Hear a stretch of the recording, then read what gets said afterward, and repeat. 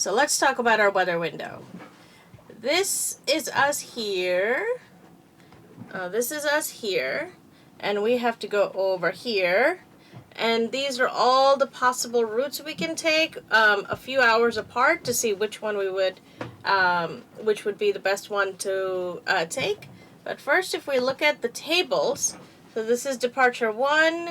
If we leave around 7 o'clock in the morning, this is a few hours later, and these two are if we leave the next day a few hours later.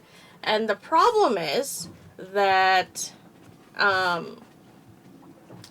if we look at the motoring time, those all get close to 2 hours, which is a problem because that's 2 hours is about how much diesel we have on board to motor. The other problem is time upwind against greater than 15 knots of wind, which all of them have a very large percent of us doing. And if we look at the map and we sort of run the... Oh, Jesus. Okay. If we look at the map and we actually run the scenarios out, so the scenarios meaning that you see the little boat, that would be us. We would be going do. And we're not going to run the whole thing because that will be very boring. The problem isn't out here. There's a little bit of motoring here. But the problem actually is, there's quite a bit of motoring here. But the problem actually is when we get closer, the problem is when we get closer to here, there's about a day or two worth where we are going straight into the wind, banging into the winds, and the waves would be coming what's called our beam, which is basically 90 degrees of us coming down this way, and they would be about 10 feet high. So that's a no-go.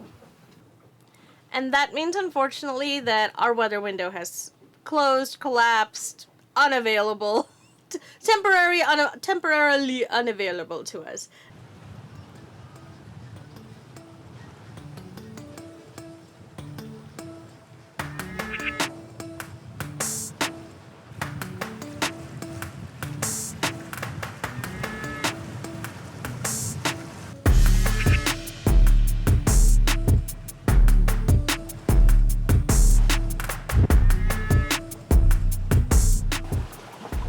Into this inlet.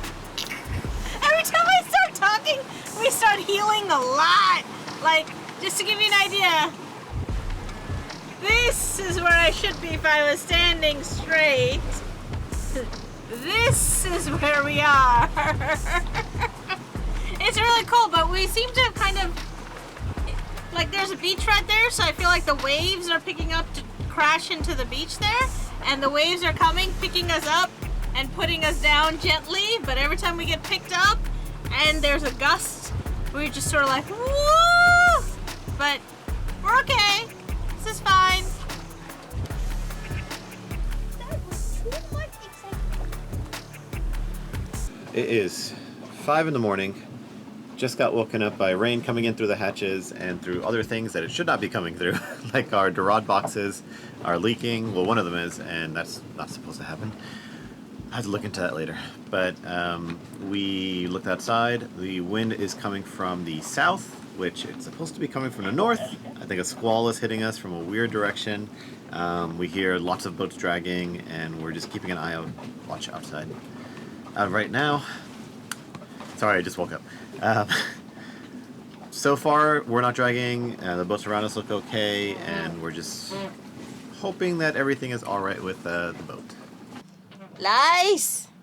Every single model says the wind should be coming in the actual opposite direction of what it is actually coming from, and these light colors basically mean that it's supposed to be like 5 knots, 10 knots.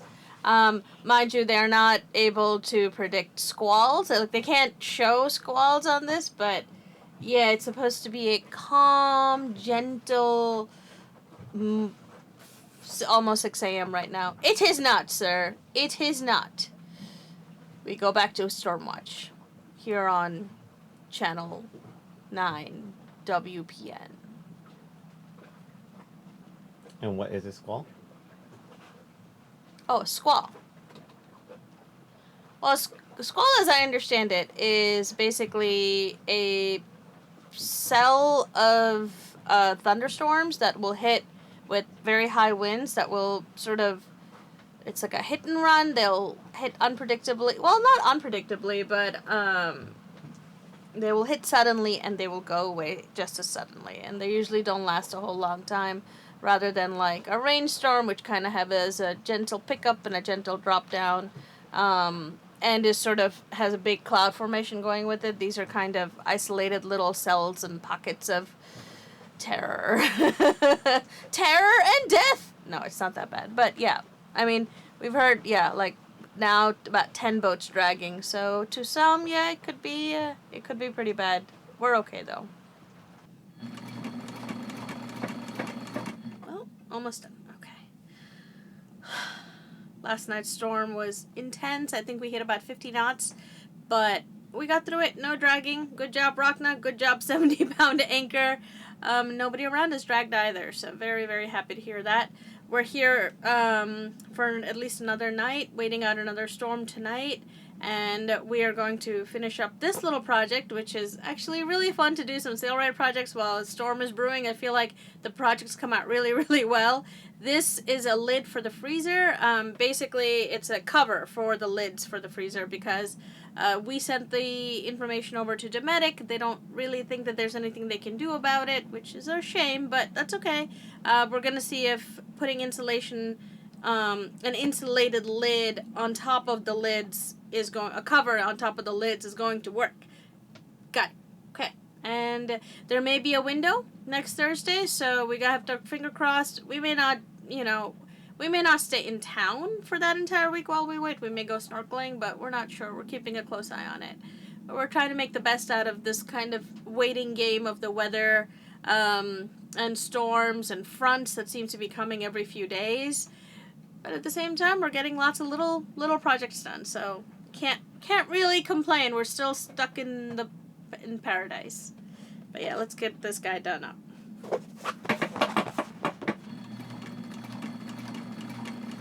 You are dragging anchor, over.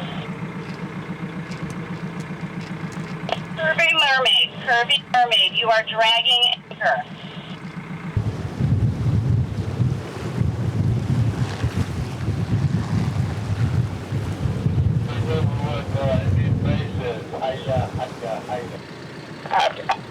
Afterglow, you are being backed down upon. Please respond. This is Afterglow. I'm quite aware. I don't know what to do about it. Copy, just looking out for you. I feel like it's always the same story with these blows where we're sitting out all night long. One of us is in the cockpit. We have the engine running just in case we need to maneuver.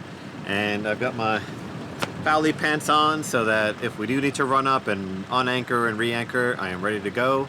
Because we're in the Bahamas, but it's still very cold with this cold front blowing all around us. So we're ready to go, but we keep seeing boats around us drag. We can see the boats in front of us look a little shaky. Turtle is like solid, right? Unless there's like a big gust, she's just staying straight into the wind. But the boats in front of us, we see them just kind of what's called sailing an anchor, where they're just shifting constantly as the wind pushes them around. And it's very scary for their anchor to not get pulled up when that happens. So we got to keep a watch all night and make sure that nothing does. Hopefully nothing too scary comes our way tonight. Another blow, another 40+ knot storm, another hold. So next day we finally got some sleep into our systems and the wind's starting to calm down and I think it'll be okay. But yeah, another sleepless night, another very stressful watching our friends drag around and try to re-anchor. It's very much worse when you know the person that's kind of struggling and you can't really do anything to help and you have to kind of stay on your boat and watch. I did when they got a little close. I started screaming, "You can do it!" because it was the only thing we could do. But one thing we did get done was our cover. So we still have to kind of iron it out. And it looks a little messy in the thing, but it's just all dust. But we made a little lid cover. And on the inside, we sort of roughly put in a whole bunch of insulation. This is actually So this is car installation. So it's supposed to actually layer the inside of a car. It's supposed to be for sound and thermal insulation. Until I find something better and that actually easily adheses onto this, because we can replace it with that, because this just comes off. So we're going to put this on, and we're going to keep an eye on the power consumption today and see if this helps. And even if it helps a little bit, it's a good first step into getting our freezer insulated. Let's see. Oh! Like a glove! And we have to iron out some of this, but not bad, not bad. We'll keep an eye on the power usage, and we'll see how it goes. But it's a good first step.